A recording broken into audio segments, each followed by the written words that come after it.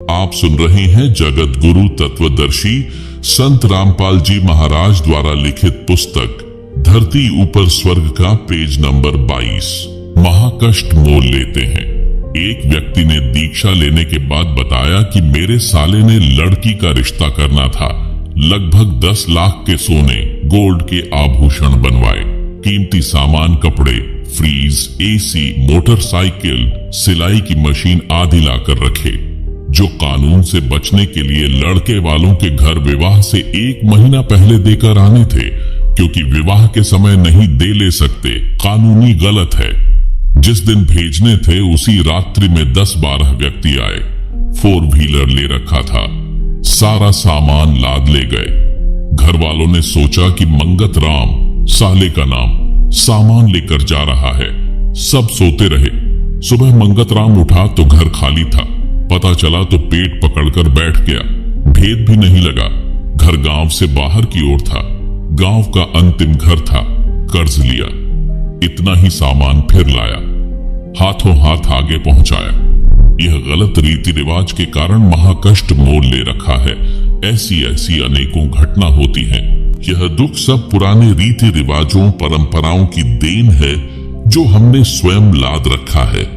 हम यानी संत रामपाल जी के अनुयायी इसको नहीं लादते।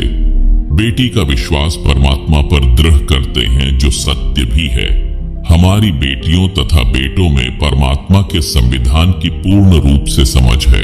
संत गरीबदास जी गांव छुड़ानी जिला झज्जर वाले ने कहा है, तुमने उस दरगाह का महल नहीं देखा, धर्मराय के तिल तिल का लेखा।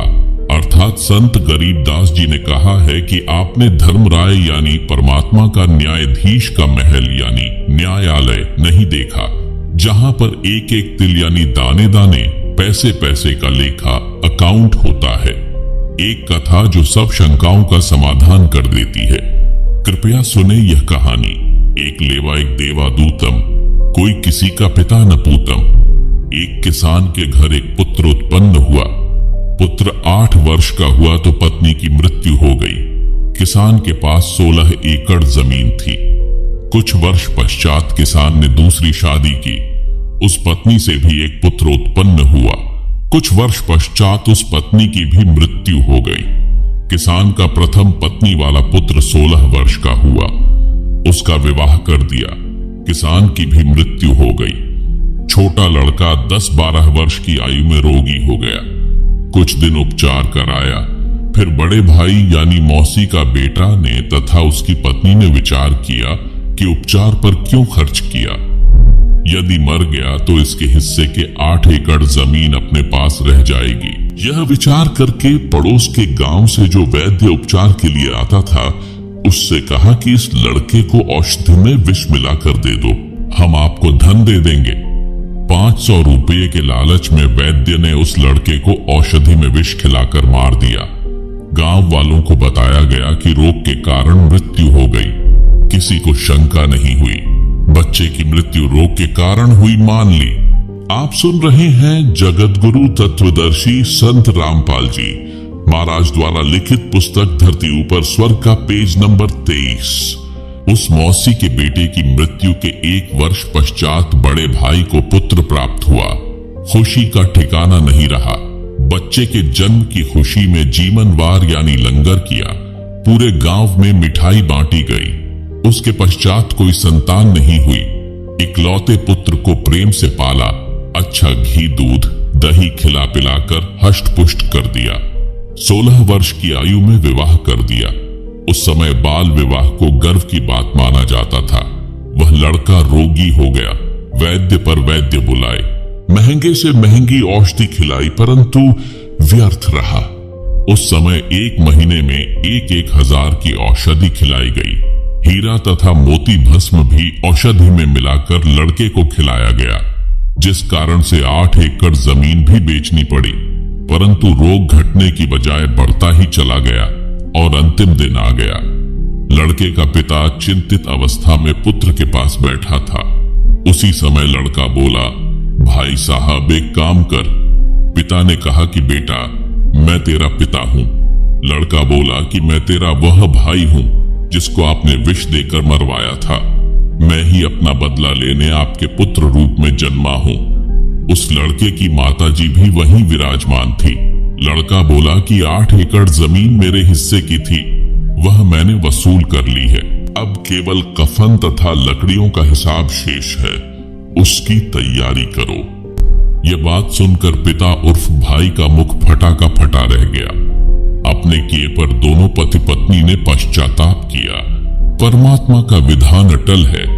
बड़े भाई ने पुत्र रूप में जन्मे छोटे भाई से प्रश्न किया कि हमने लालच में आकर जो पाप किया, हमें तो परमात्मा ने फल दे दिया। जिस उद्देश्य के लिए आपकी जान ली थी वह 8 एकड़ जमीन गई तथा अन्य संतान है नहीं। यह शेष जमीन कोई और ही लेगा। हमारा तो नाश हुआ सो हुआ, यह तो होना ही चाहिए था। परमात्मा ने न्याय किया।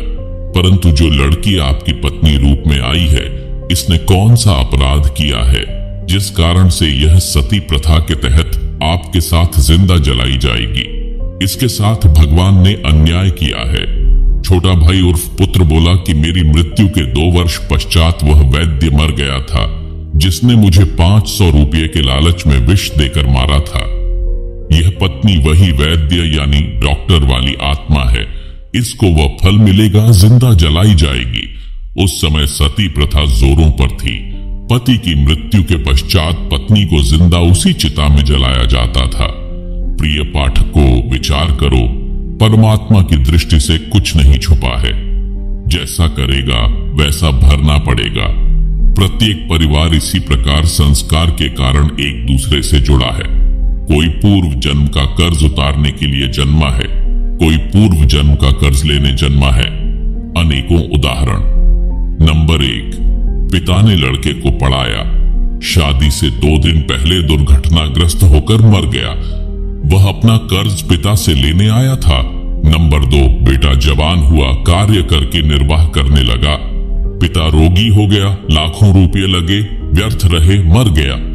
यह पिता पिछले जन्म का कर्ज लेने आया था, कुछ देने आया था। नंबर 3, लड़की का विवाह किया। 2 वर्ष पश्चात लड़की मर गई, बहुत दहेज दिया था। वह दामाद पूर्व जन्म के ऋण के बदले में लड़की भी ले गया और धन भी।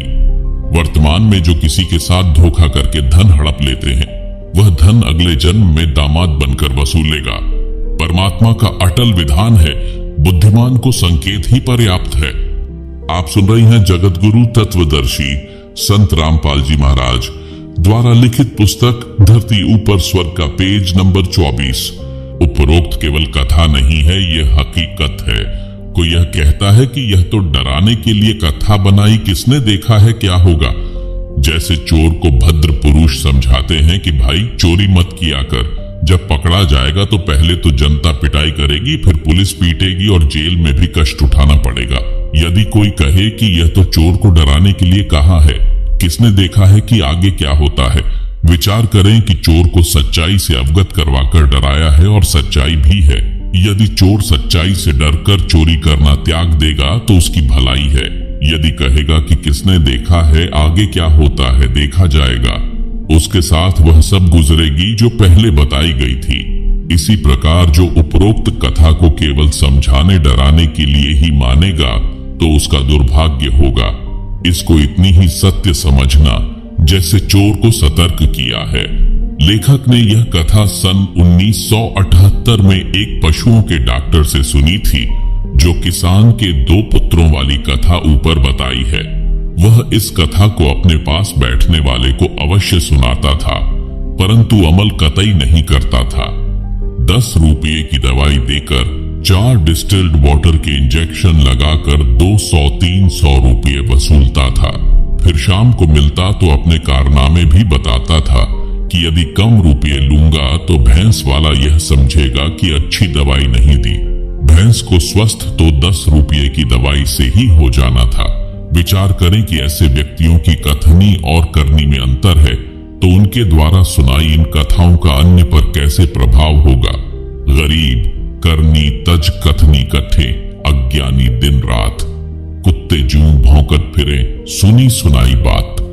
संत गरीबदास जी ने कहा है कि जो ज्ञान की बातों के अनुसार क्रिया नहीं करते, जो अन्य को सुनते हैं, वे अज्ञानी व्यर्थ में कुत्ते की तरह सुनी सुनाई बातें बकते करते रहते हैं। ये बातें कहन सुनन की नहीं है, कर पाड़ने की है, यानी इन पर अमल करना चाहिए।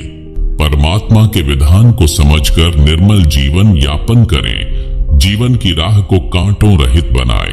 परंपराओं का भार कम करो। बोझा लाद कर सफर तय नहीं किया जा सकता। सत्संग से घर की कलह समाप्त होती है। एक माई अपनी पुत्र वधू पर बात बात पर क्रोध करती थी। छोटी छोटी गलतियों को बढ़ा चढ़ाकर अपने पुत्र से कहती।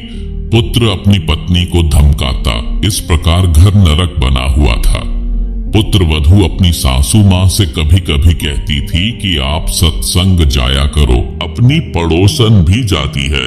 सासू माँ बोली कि सत्संग में तो आई गई, यानी बदचलन स्त्रियां जाती हैं जिनका संसार में सम्मान नहीं होता, जो अच्छे कुल की नहीं है। हम खानदानी हैं, हमारा क्या काम सत्संग में। ऐसे पुत्र वधू ने कई बार कोशिश की, परंतु माई मानने को तैयार नहीं होती।